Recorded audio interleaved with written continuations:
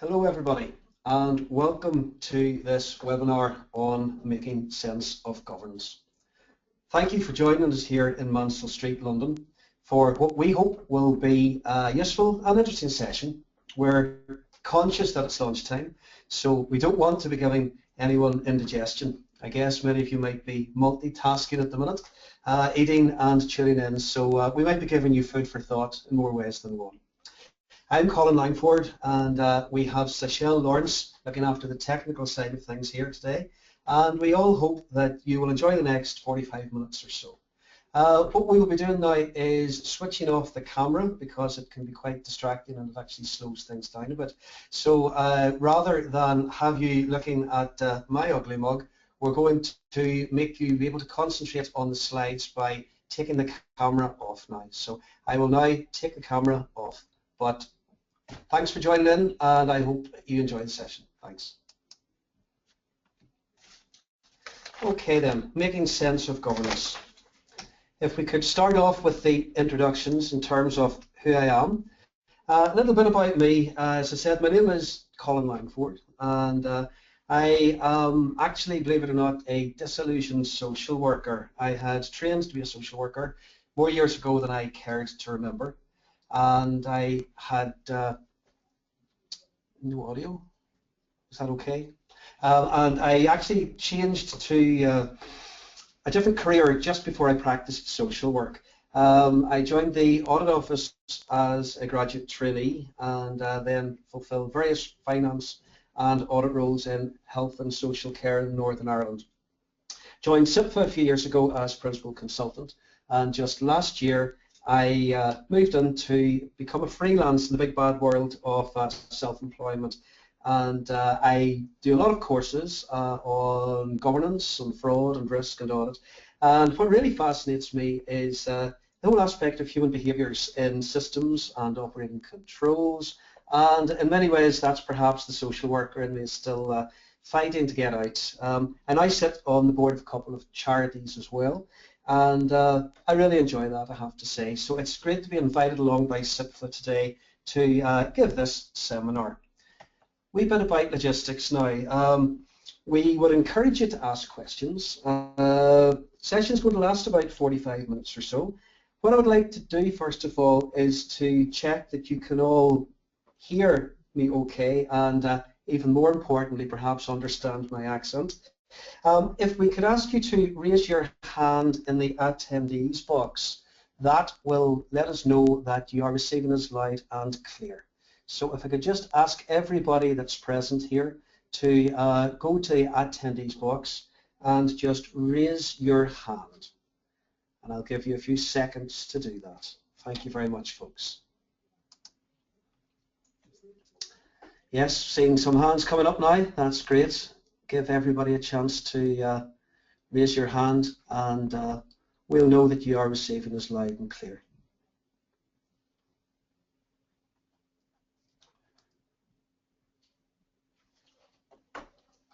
If you have not been on a webinar before, it can actually be quite a surreal experience, and we want to make it as interactive as possible. So raising your hand is our shorthand way at the start of the session to just make sure that you are awake as well as the technology is working. There will be a couple of polls that we will be throwing into the session, and we'll be asking you for your views on governance and a few issues around governance as we go through the session. So I think we can say safely that yes, we've got the vast majority of hands raised, so I'm taking you that you are virtually present in the room here with us. So thanks for that, folks, very much appreciated. Let's get on with the show. Okay then, so if we talk about the particular session here, and what I would like to do is to assure you that any questions that you ask being monitored both by technical support if it's a technical question, or by myself if it's a content question to do with all matters governance. I will say at this stage that I am not an apologist for governance. I'm a great passionate believer in good governance, but the actual governance requirements and accountability requirements that we in the public sector are required to comply with are not of my making, and I do have my own personal views on what's good, bad, or indifferent. Part of any governance training that I undertake, I always like to stress that there's no such thing as a stupid question. So please do use the question box that you've got on the right-hand side of your screen. I always like to say there's no such thing as a stupid question. May well be stupid answers, but hopefully not today. So at any stage, please feel free to ask any questions, and we will endeavour to get those answered for you. Thank you very much. Okay then, so in terms of the session, three main objectives for this short lunchtime session. What we want to do first of all is to tease around what governance is all about, and look at some of the most important recent work in terms of what makes for good governance, particularly good public sector governance, and introduce you to what is an international framework. We'll talk about that in a moment or two. And lastly then, what we'd like to do is to identify what key governance issues are being discussed around the boardroom and the audit committee rooms in organisations. And if they're not being discussed, perhaps maybe there's food for thought there that they could be discussed in the future. As we run through the session, I'll give some tips and observations that hopefully you might wish to take on board yourself. And yes, folks, there was a pun intended there, take on board. You'll forgive me one pun, I hope. Okay, what we're going to do now is to just launch the first poll. And what I would like you to do is to answer this very simple question. And that question is, do you think governance is simply a box-ticking exercise? You've got any choice of three there, and what I'd like you to do is to give your views on governance being a box-ticking exercise. Technology is such that I can actually monitor here the returns, and it's great to see that everybody's pretty quick off the mark there. We're already up to 75% voting, so we'll keep it open for another 10-20 seconds just to give everybody an opportunity. And I'm going to close the poll when we get up to round and about, or as near 100% voting as we possibly can. So we're sitting at the 90% odd mark at the minute. And just to keep things flowing along, I'll give it to the round minute, which is another 5 seconds. So if you haven't voted, please put your vote now. Is it simply a box-ticking exercise? Thanks for that, folks. I'm going to close this poll now, and I'm going to share the results with you. And you can see how everyone that we have on board is actually voting here. What you will see is that there's an overwhelming 90% of those voted saying no, governance is not simply a box-ticking exercise. Well, that is very heartening to me, I have to say, folks, because quite often we can see that governance can sometimes simply appear to be nothing more than ticking boxes, and if that's the case, we really haven't got the spirit of governance right. So excellent result, and if I was being asked to vote, I think I would have voted no as well, quite definitely. So 90% overwhelmingly says no. 2% are saying that yes, it is. It's good to be cynical, and a bit of healthy skepticism and cynicism never hurt anybody as long as it's constructive. So we'll hold that thought on those 2% there. So what we're going to do now is to move on now to the next slide, and going to close this poll. And we have got then, what we're going to look at is the idea of how many times have you seen a title of "It's a Scandal"?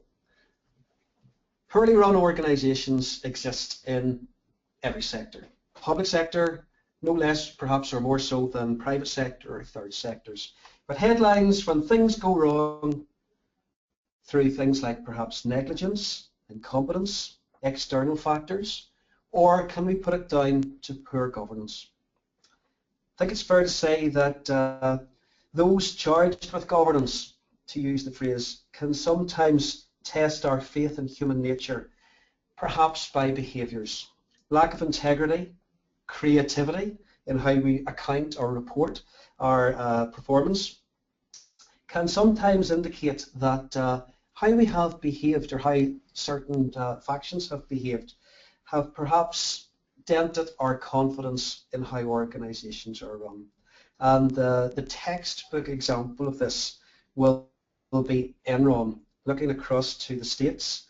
Way back in October 2001, if your memories extend back that far, the Enron example, the energy company Enron in Texas, cited as the biggest audit failure, and perhaps it's fair to say also one of the biggest governance failures of its time.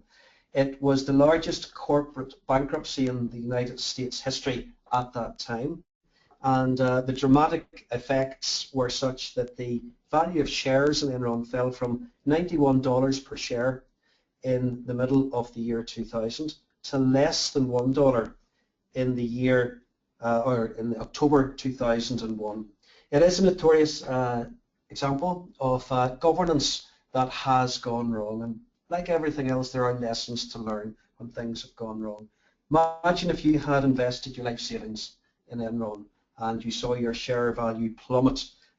Clearly that is a massive issue, or was a massive issue at the time, and it also led to the demise of one of the most respected audit and accountancy firms at the time, Arthur Andersen.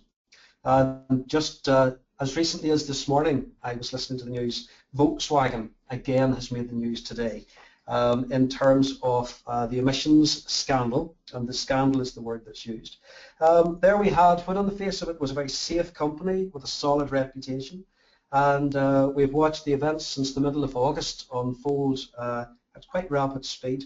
And funny enough, I just heard recently that Leonardo DiCaprio has secured the rights to produce a film along with Paramount. So we're going to be getting a version of Volkswagen on the big screen. We've also got the like of Keeping Kids Company, or Kids Company as it gets called for short, which has been in the news recently. And if, like me, you are a customer of TalkTalk, you'll be very interested to see what's been going on there. The key question that I posed to myself in the first instance, and maybe you'd like to think about this yourselves, would effective governance have prevented Enron, Volkswagen, Keeping Kids Company, TalkTalk? The list goes on. Well, perhaps the answer is that yes, good governance might have done. What I'm showing now are three quotes that I particularly like for various reasons, and I'll just give you a second or two to have a read at those. First quote is making the point that governance has an intangible quality that is all about people asking questions, being persistent in asking questions, and perhaps having to show a bit of bravery in the face perhaps of certain people not wanting questions to be asked, or lifting the bonnet of the organisation or shining the light on an organisation. But good governance is about knowing what questions to ask, having the interest and the investment in time and effort to seek answers to questions that need to be asked. And working corporately is important too, in terms of not self-interest, but making sure that it's the wider, greater interests of the organisation that are at heart. The example of Enron we mentioned a second or two ago. In terms of good governance, a thing that I became aware of and certainly gave me pause for thought was that around the board of directors of Enron, there was an open admiration. I applauded the ingenuity of the senior management team for what were known as the truth spreadsheets. And the truth spreadsheets were reconciliations between two quite different set of accounts, two quite different set of books and set of records. And the reconciliation of those were presented to the board with full knowledge of the board and with the support of the board. Now, if that's how the board was behaving in Enron, it does make you think about asking the right questions. Why do we have to reconcile two different sets of books and accounts? Middle quote I quite like, because we also can sometimes see the case that we think governance is about reporting on targets or key performance indicators. And an example that we will come to shortly is looking at Mid Staffordshire Health Trust. Mid Staffordshire faithfully reported its targets at board meetings, but they failed to see the bigger picture. and it's fair to say that targets can skew behaviour. So governance, I think we can safely say at this stage, is not simply about mindlessly reporting on perhaps imposed targets that have been imposed on us from outside. The last quote there is useful in saying that yes, governance frameworks will be required. There will be bits of the governance jigsaw in terms of boards and committees and senior management team. We may have the governance framework in place, but it may not still be working. And that can sometimes be the most dangerous position of all. I think that the correct attitudes and values in an organisation are worth more than all the rules that you can instigate. And simply putting rule upon rule, compliance upon compliance, in any kind of an organisation will create perhaps a subversive or perverse culture that is not about asking the right questions, seeking the right answers, making sure that people are behaving in the way that they should. These three quotes to me quite nicely give the hard and the soft elements to making governance effective.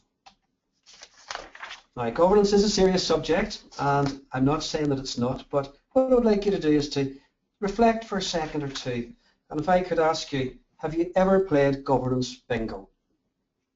This is going to give rise to a first observation of mine in a minute or two, but what I'd like you to think about for a second or two is the number of times that the word might appear in various settings, board meetings, committee meetings, senior management team meetings, and any other kind of meeting.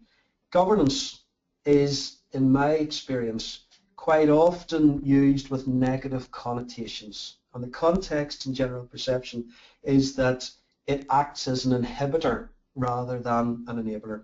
It is often cited or quoted as a reason not to do things, not to be innovative, not to take risks responsibly.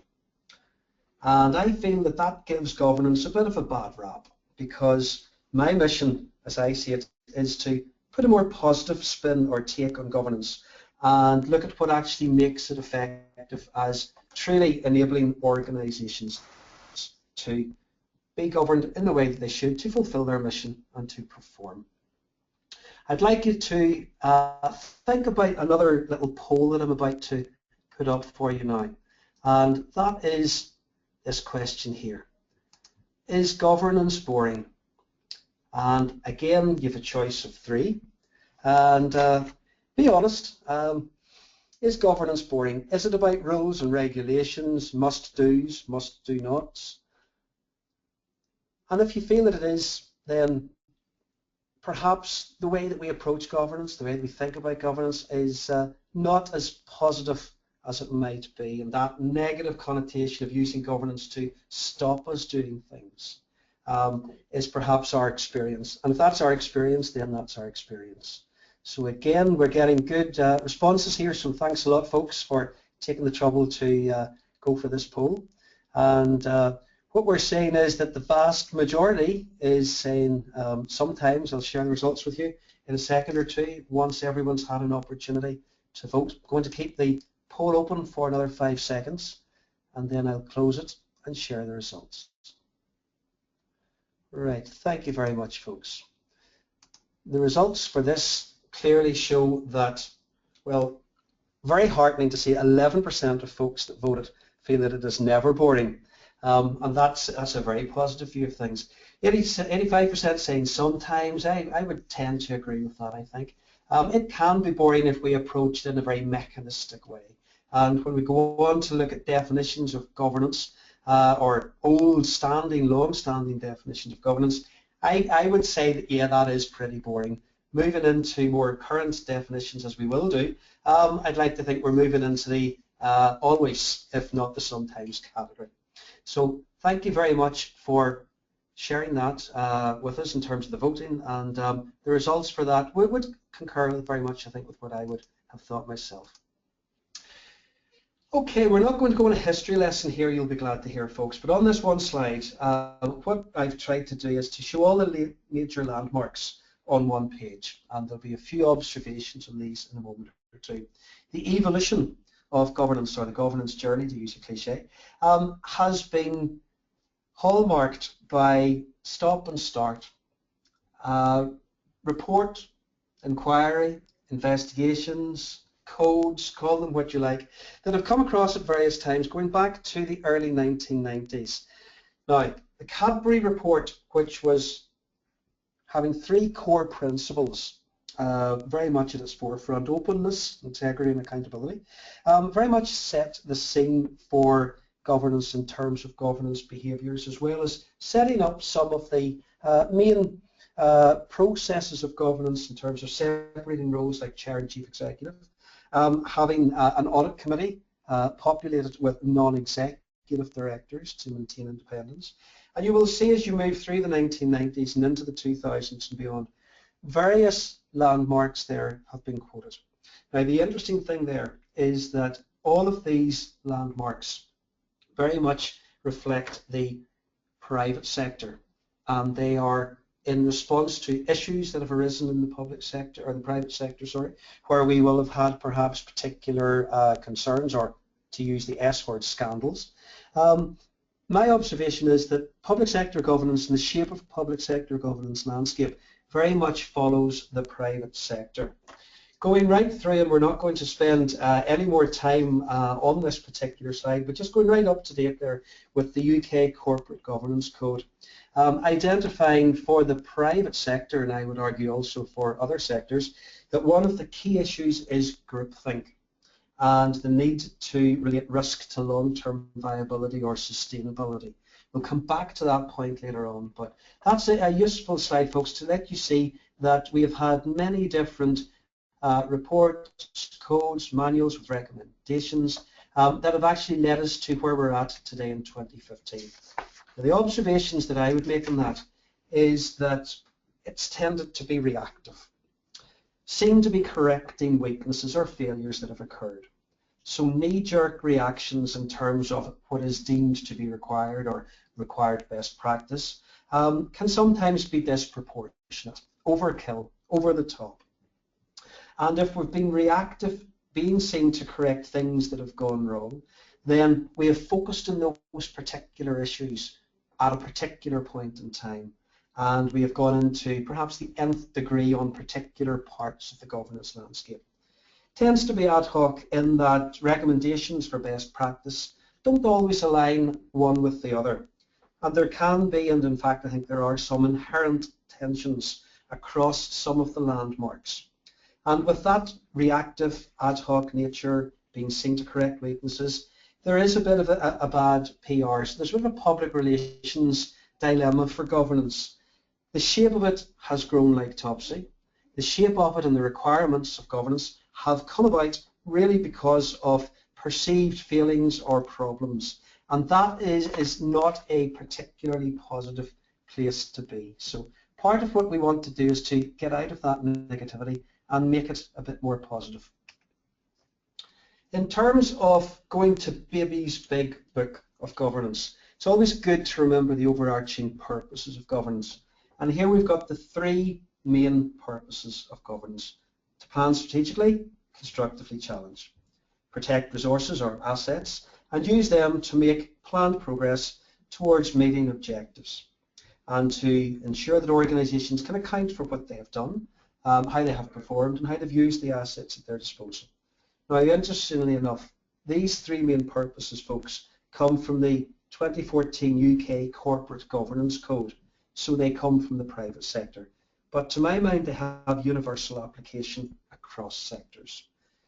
There may well be government, ministerial, council priorities that will set overall strategy in the public sector. There may well be compulsory tax-funded levy or fees and charges in some cases. So regardless of how resources have been obtained, the need to plan their use to ensure that they are being used for the purpose for which they are intended is very much part of the overarching principles of governance. What about defining governance? If the previous slide was page 1 of Baby's big book, then this slide I would like to think of as page 2. Defining governance. The brevity of the first definition there is its main virtue: management of the management. And that pretty well encapsulates what governance is meant to be about. The middle definition is come from the Cadbury report, the Cadbury Code. The way in which an organisation is directed and controlled. It's quite militaristic in its tone and in its style. There's no space there for the softer behavioural aspects of governance that I feel are now increasingly being recognised as vital. And hence the final definition that we've got there is definition that I particularly like. And this comes from the international framework, Good Governance in the Public Sector, which is the latest show in town of what public sector governance is. And we'll come on to that in a minute or two.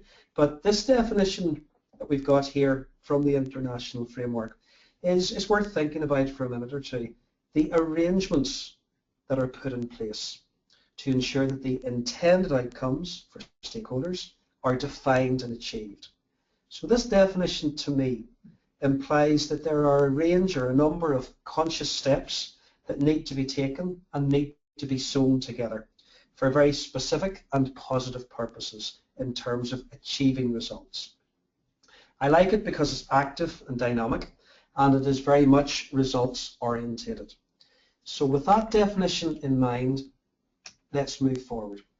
If you have not seen this particular slide before, folks, then please let me introduce you to what, as I say, is the latest or the current show in town in terms of good governance in the public sector. And note that it is an international framework, launched in summer 2014 after extensive consultation.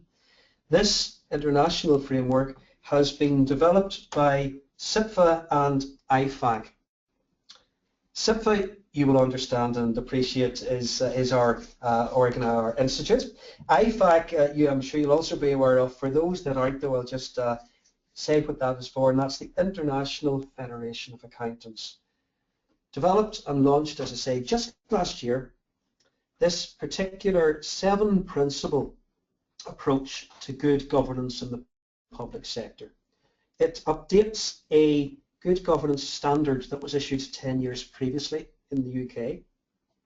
And it's a useful diagram to bear in mind in the sense of what it's really telling us public sector governance is all about.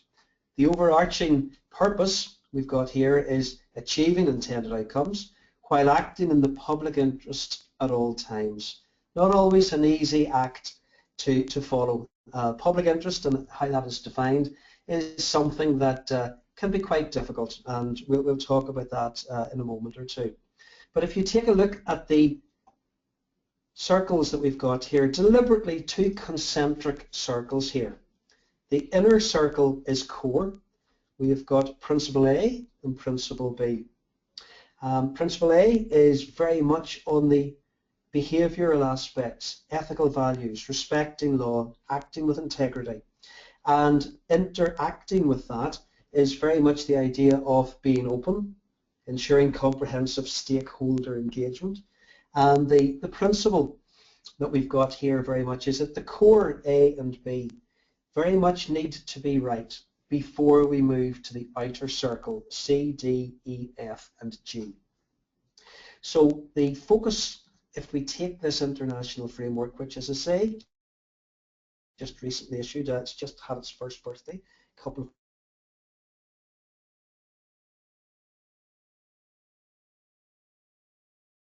months ago. Governance, this will act as enablers for the outer circle. And it's really taking that idea forward that I want to make sense of this international framework. And I think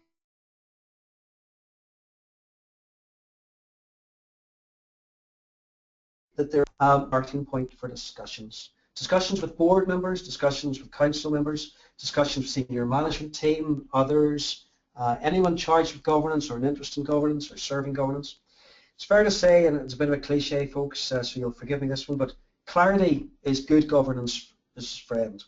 And any effort, I feel, spent on understanding, unpicking, dissecting the definition and its application in your organisation will be time well spent.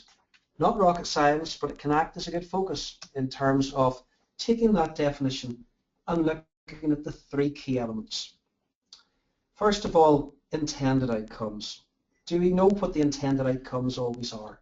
Sometimes they may be implicit, they're not always explicit. Can we define those? Can we agree them? Is there consensus? What one person thinks the intended outcome is not necessarily shared across perhaps the boardroom. What about stakeholders? Do we know who our stakeholders are? Clearly in the public sector there will be many and different groups that will be deemed as stakeholders. Different groups perhaps with different focus, different agenda, and the balancing act of acting in the public interest at all times in the clamour for various stakeholders and perhaps quite articulate stakeholder groups in some cases is one of the big challenges of public sector governance. And what does good look like? Or perhaps another way to look at that would be, how do we know when bad is appearing? How do we know what outcomes are being achieved? And I think the key point that I would just make there is that it would be folly to assume that any targets that we have in our performance management system will actually automatically tell us the position of good and the achieving intended outcomes for all our stakeholders. One of the issues that I feel is a challenge in terms of the nature of public services, the planning and delivery of public services, is the fact that we've got a long-term horizon here. And this was brought home to me recently when I was looking at the nature of public health initiatives. I was thinking of things like smoking cessation programs or obesity programs that may have a 10 or a 20-year horizon in terms of being able to say with any degree of certainty the success or otherwise of particular initiatives or programs or projects that have been undertaken. And this led me to think about the conundrum that I think it is that those charged with governance today are likely to be different in terms of the players to those who will be able to accurately assess outcomes or impacts 10 or 20 years down the line. So there is certainly an issue there in terms of the long-term horizon of being able to understand that intended outcomes have actually truly been achieved. I always like to say when we're talking about public sector governance that we're not making widgets in a production factory with a standard process that we know exactly when and what a switch is flicked and we start the production line. The nature of public services is something that is much more intangible than that, and the actual outcomes are much more difficult in terms of qualitative measures. I think that's one of the challenges of governance. I mentioned the inner circle of the international framework a minute or two ago, and just to reiterate again, these really are the overarching principles of good governance. That if we don't get these right, then all that follows runs the risk of not being right either. And the rationale behind the focus on Principle A and Principle B in the framework is very much that, if you like, beliefs drive behaviour, which drives outcomes in turn. So effort and time spent on looking at beliefs will actually help to ensure that the outcomes will be right. Moving around the outer circle of the international framework now, and just to briefly go through these. For example, at Principle C, have we aligned the outcomes to our corporate or strategic objectives? In terms of D, what's in our annual or our business plan? Are these aligned with the corporate plan? And are we sure in terms of succession planning that we actually have the talent management in the organisation, not just today but tomorrow, to actually deal with the demands of delivering services? Of course, it would be absolutely impossible to avoid risk and risk management when we talk about governance. And I think one of the strengths of the international framework is that there's specific reference being made to the need to have in place appropriate internal controls and strong financial management in terms of managing risks and taking risks responsibly.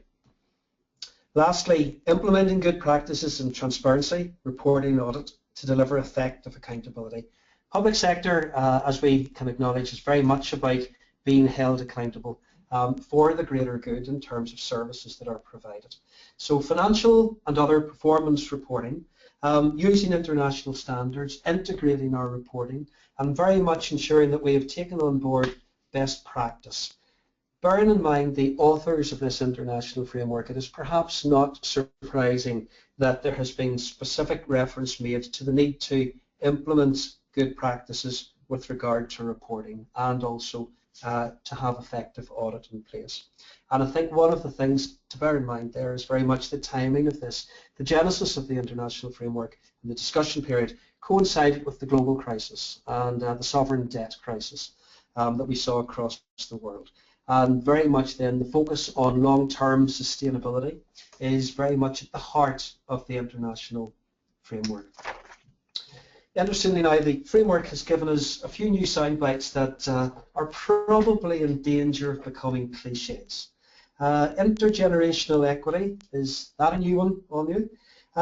Very much the idea of affordability, if you like.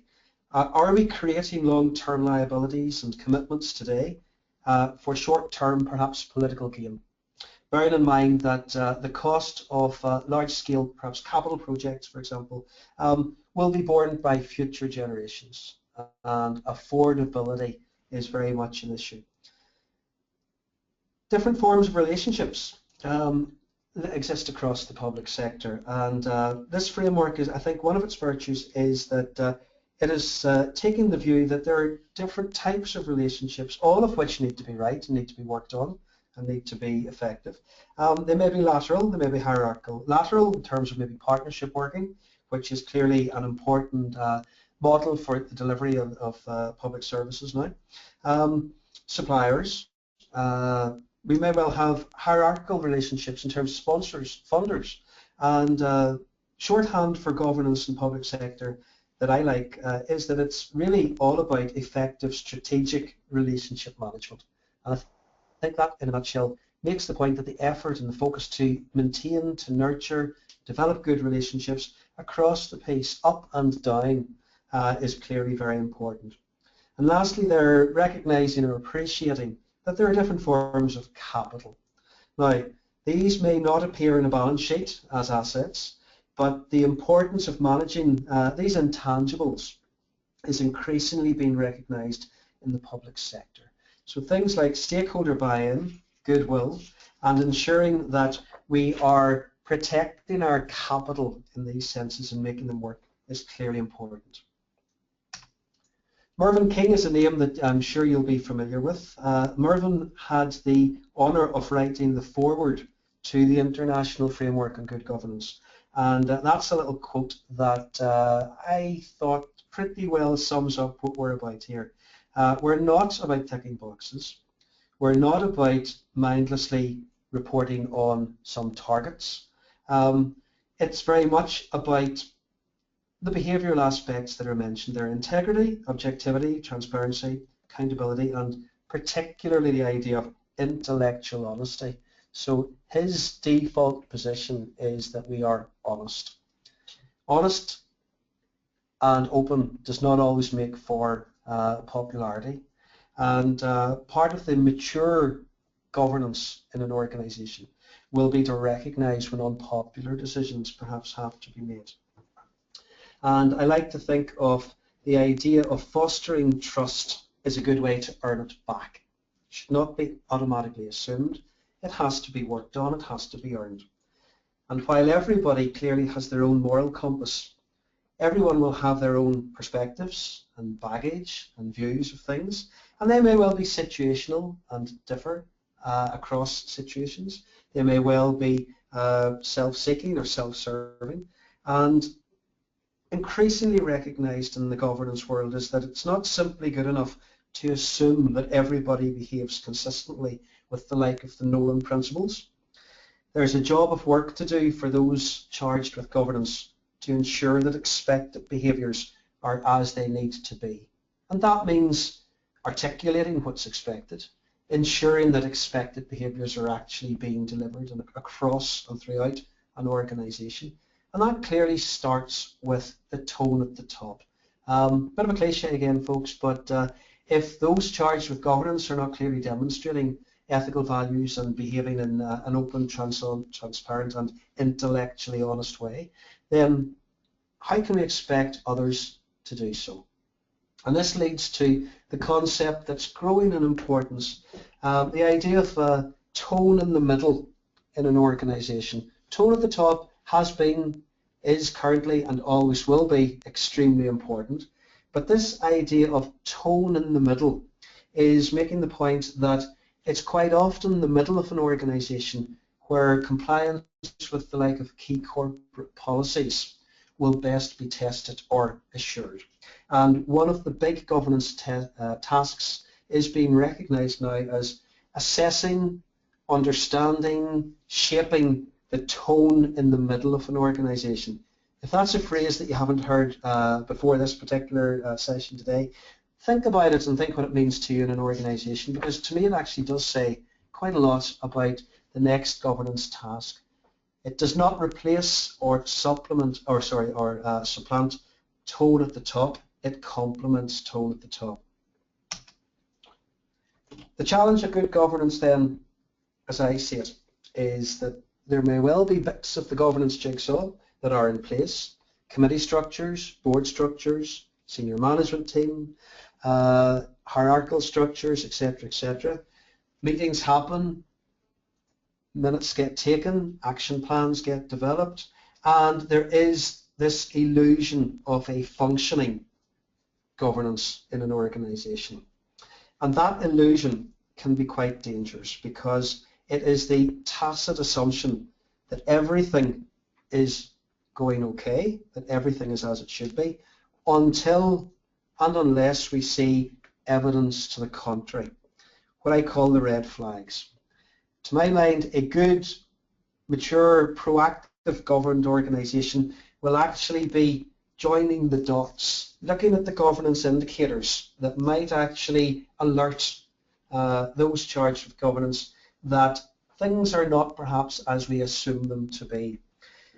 It's interesting, I was reading the other day that it's a fact that financial failures in an organisation have been proven to predate most governance failures.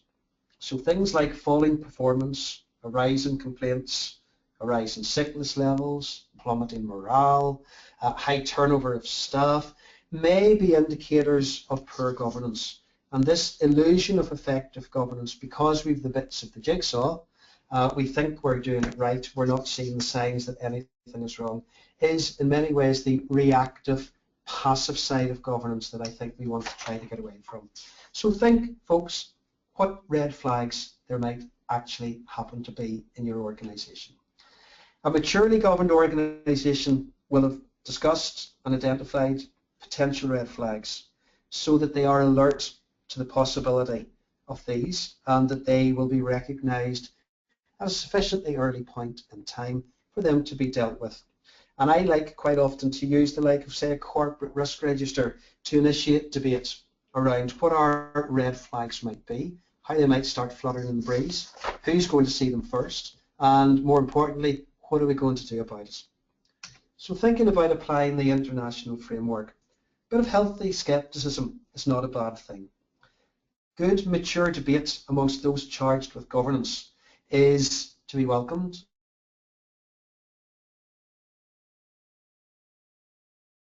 And use governance with managers' role for managers to manage. That's their job. That's what they're getting paid to do. And from the point of view of ensuring those charged with governance give the space and the ability to let managers manage is an important part of building management confidence as a key governance task, if you like. This leads me very much to this idea about what assurance should be coming forward in a governance setup. If we know what our corporate objectives are, we should hopefully know what needs to be assured in terms of managing the risks to those corporate objectives. But the interesting and useful debate really centres around, well, who gives that assurance? To whom is it given? When is it given? What does it look like? How do those that receive it actually test the integrity of it so that it is reliable and can be seen to be relied upon? And that very much is part of this idea of this growing concept of testing the tone in the middle. It's a major assurance area, as we shall see shortly. Now, some key questions that can spark off from the international framework that I have been pondering recently will be things like very much around the softer aspects, the A and the B principles and the core of the international framework, if you like. A good audit area will be to look at the cultural health in an organisation. How do you know what it is? Do you simply assume that it is what it is and it can't be changed? Increasingly, good governance will identify that there's a proactive role in positively shaping culture. To positively shape culture as a task, you need to have a bench line, and you need to know what the cultural health of your organisation is. If you're not managing culture, then culture is at risk of managing the organisation. So putting a focus on those softer qualitative aspects is increasingly important. And as I say, good, proactive, modern day internal audit departments, for example, will be including a culture audit or an ethics audit or something in and around the idea of testing the softer aspects of an organisation, providing evidence and opinions on what that's really like to the like of an audit and risk assurance committee. Good question to think about is, has that been included in your internal audit work plan for your organisation? If not, is it something you might want to think about for next year? Another good question to think about is, well, what's the reaction to bad news in the organisation? Is it explained away? Is it dismissed? Is it discredited? How are whistleblowers dealt with or viewed within the organisation? A mature organisation will recognise that things can and do go wrong, and it's the idea of quickly identifying and diagnosing what has gone wrong and what we do about it that is the non-blame culture that we're looking for. In terms of attitude to risk, is there a too big to fail mentality? Is there a cavalier attitude to risk? Do we truly know where our risks lie and what they might look like when they manifest themselves? What our appetite to risk is and how we make sure that we are managing those risks that are above the risk appetite? And what about board dynamics? They can be fascinating. Relationships within the boardroom and indeed beyond will be very telling in terms of setting that tone at the top. The observation I would make there is that quite often the folks that will end up sitting around a boardroom or in an audit and risk assurance committee or some other part of the governance structure will be strong personalities, people with a perhaps long and impressive track record of delivery. There's no natural fit with perhaps a dozen strong personalities around a room. The way in which corporacy is nurtured and developed is clearly a very important test for governance. And the idea of the effectiveness of key corporate policies is something that I'd like to throw out there to you. Again, another cliche, and apologies, but in my view, the time to fix the roof is when the sun is shining. There will be a range of key corporate policies that you want to ensure are not just there, but are being respected, complied with, and invoked as and when required. I'm thinking of things like whistleblowing, fraud, gifts and hospitality, conflicts of interest, etc., etc. The idea being that how do you really know how much those kind of key corporate policies have bitten in your organisation?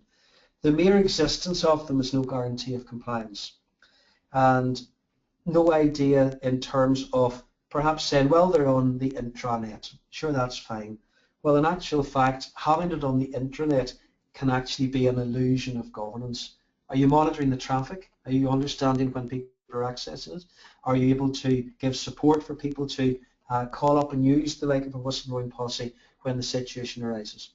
And again, just to quote that old cliche, the time to fix the roof is when the sun is shining.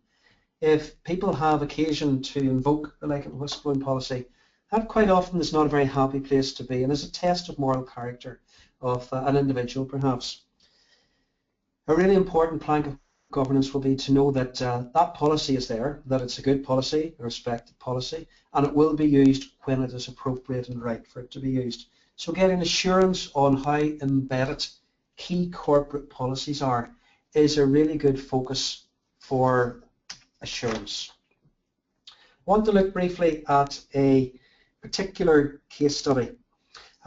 Mid Staffordshire, classic case study in terms of the behaviours of the board, how they saw their role, what they were doing, what they were not doing, ignoring vital warning signs, and sadly we have seen the effects of that case. There are lots of learning in mid-staffs, and what we're going to do now is to flash up some statistics. All trusts, it's the nature of the beast, are data rich. In this case, that data wasn't being used effectively. A lot of data was being collected and recorded and analysed, but it didn't actually get interpreted or acted upon. And of course, retrospection will always give us 20/20 vision. But in this particular case, if you just look at the boxes here, a lot of data was being collected to measure waiting times in accident and emergency. In this case, over a period when we were seeing consistently higher than average mortality rates. And this was an area clearly of general interest. There was a target in terms of waiting times. The trust, in common with all other trusts, was measuring and reporting its waiting times in accident and emergency. However, if you actually take that same data and look at the performance of mid-staffs against the national average, the brown line is mid-staff's performance, and you will see that it is significantly and consistently higher than the national average. In some cases, up to 66% above the national average benchmark. Now, I say hindsight gives us 20/20 vision. The key question that you might expect people to ask would be, well, why are we consistently above, in terms of mortality rates, the national average? Sadly, that question was not really being asked in a way that was meaningful.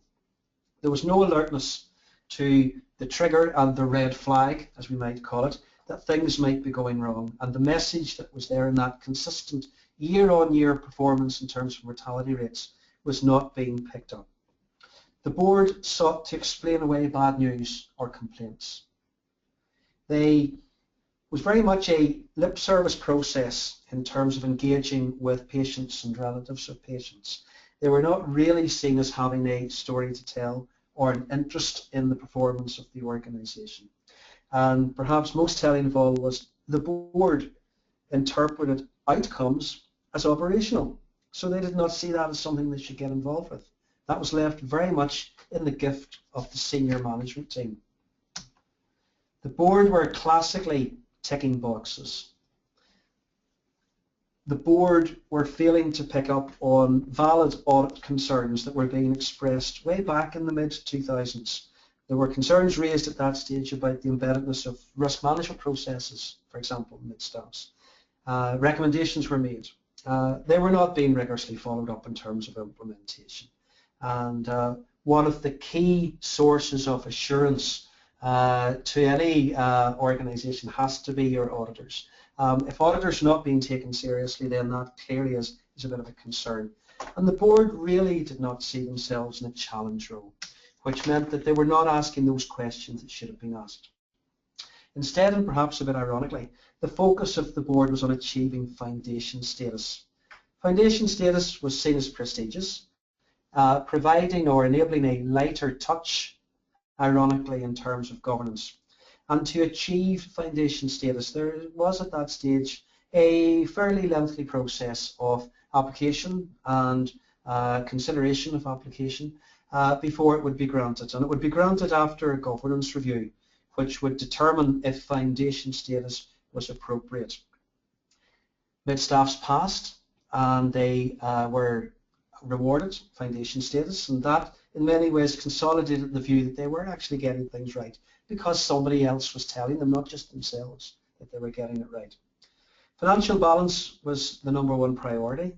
It was estimated that about 75% of the typical board meeting consisted of discussing the Director of Finance's finance report. And the finance report was very numerical. It simply talked about overspends, underspends, veerments of money across budgets. It did not link it into the performance and the activity of the trust in a meaningful way. This was all at a time when budget cuts were required, the hospital was, or the trust, sorry, was expected to make quite significant cash savings, cash releasing, and when various plans for cutting budgets were put forward, there was no consideration of the impact of cuts to frontline services. There was a particular case in point where they were having to balance a nursing budget which required quite significant nursing number of posts being reduced. Nobody in terms of the board when this was being discussed actually asked about, well, what's the impact to the service if we reduce by these numbers. They were not linking together the need for a financial imperative to balance and the impact on the service itself. So, what are the biggest threats to governance? In my experience, they're not usually structural. It's not usually that bits of the jigsaw in terms of the governance framework are missing. It's not usually the design of the control environment, but it's about people. People that operate within the control environment in an organisation where issues tend to go wrong. And the idea of what we talk about in terms of the groupthink is clearly very important here, the nodding dog syndrome, the complacency.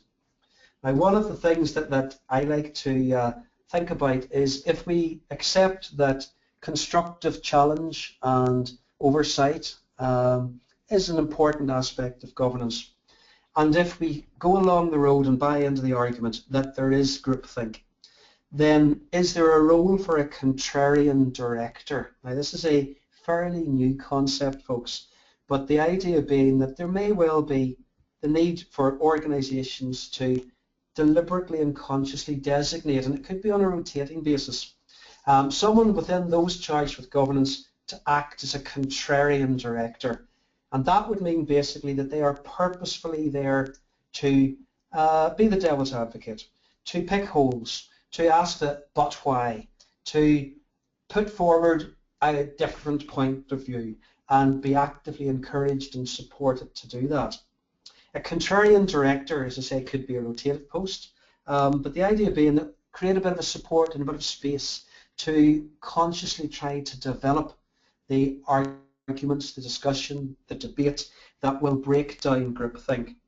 I personally quite like this idea because I think it can encourage debate without being seen to be negative, to give confidence to ask the questions that need to be asked.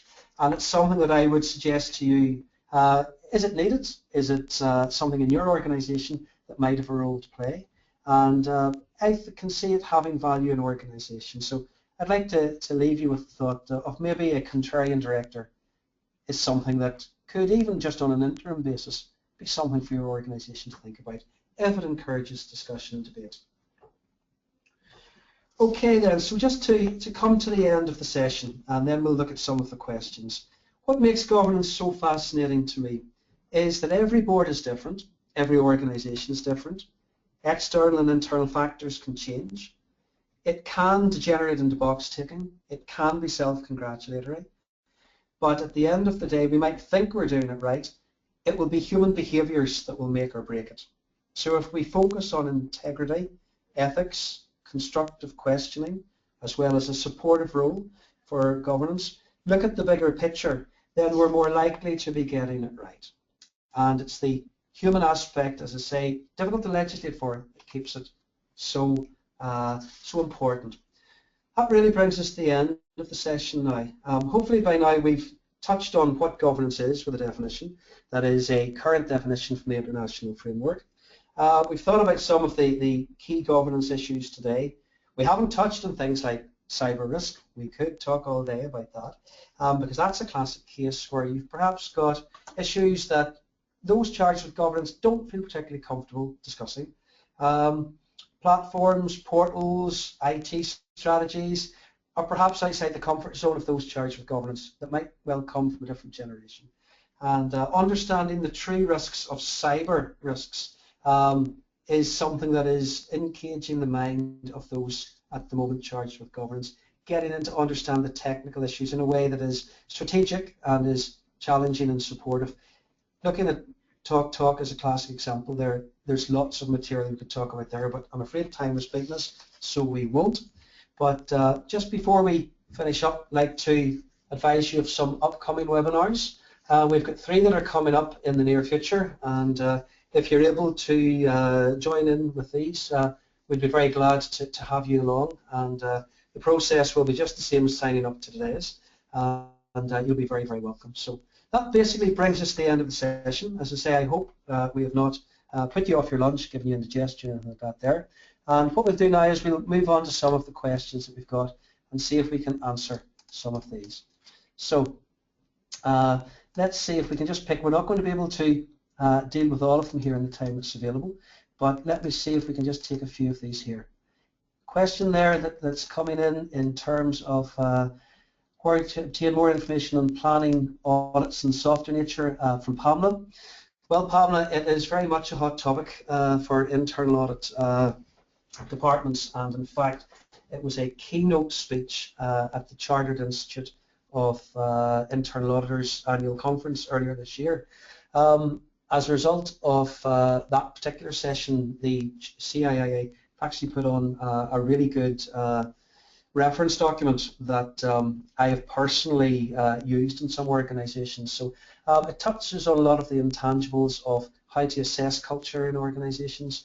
Not an easy thing to do, but I think it's very much the direction of travel for the modern day auditor.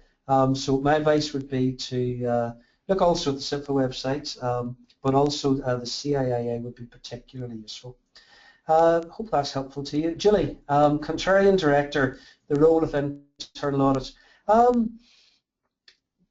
I think there may well be aspects of being a Contrarian Director that sit within internal audit, but if you take the internal audit definition, very much it's about giving assurances. The Contrarian Director will perhaps be the person that will be taking those assurances that are given by internal audit and asking the but if, why for kind of questions. As part of conducting audits, I can see the why and if questions coming from the auditor as part of the audit field work. So certainly similarities there. And from the point of view of having somebody specifically charged with governance acting in that role is very much what the Contrarian Director is about. But certainly there are similarities in coaching audit and perhaps carrying out that role. Ethics, culture audit, so we've touched on that. You will find examples of audit programs. I've seen some quite useful ones on the good old World Wide Web.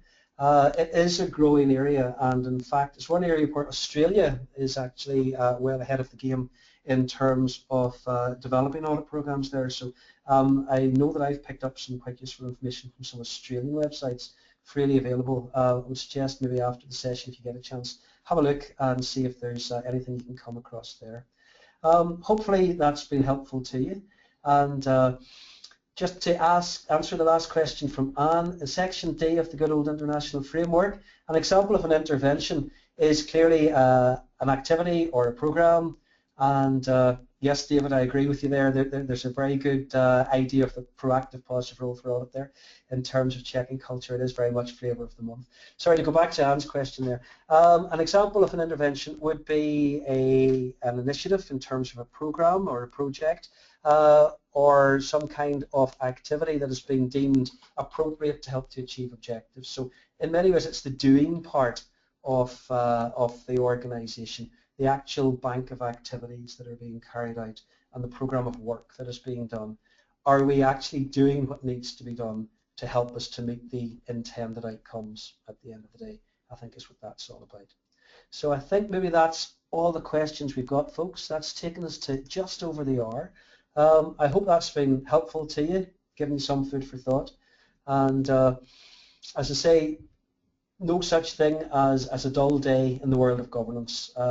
Legislating for human behaviours is something we cannot do, but understanding there's a role. Thank you very much, Emma. Glad you enjoyed it. There's very much a role for governance. Thanks, Lee, as well.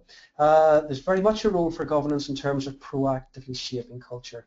And as I say, it's nice, I think, for auditors to get in there, get their hands dirty, and move into these areas of ethics audits, culture audits. It's different, it's exciting, it's not, thank you, Mark, it is not necessarily easy to do, but it is very much, as I say, the direction of travel.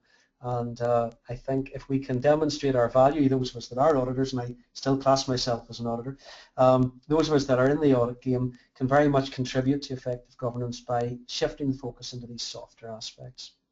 Thanks, Stuart, and I'm glad you find it helpful, and everybody else as well. I thank you for your time and attention, and hopefully there's something there for you to pick over.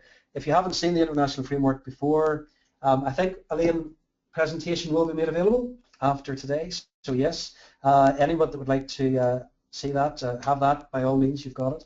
And if it's useful to you, pick bits out of it, then by all means do that. As I say, very much every day is a school day where governance is concerned. Go back to the polls. It is definitely not about ticking boxes, although it could degenerate into that. And it is very much about moving forward in the spirit of Principle A and Principle B of the good old international framework. Keep that in mind, folks, and you'll not go too far wrong. So thanks a lot, folks, and I hope you enjoy the rest of the day, and look forward to perhaps joining the upcoming webinars that will be coming up in the not too distant future. So thanks a lot, folks. That's me, Colin, signing off. Thanks a lot, Jim. That's helpful, and Ruth, very much. Thank you for all your comments there, and Faye as well. That's great. Good luck, and I hope our paths will cross again at some point in the future. So thanks for sticking with it, folks, and I'll let you get on with the rest of the day. Thanks very much now. Cheers. Goodbye.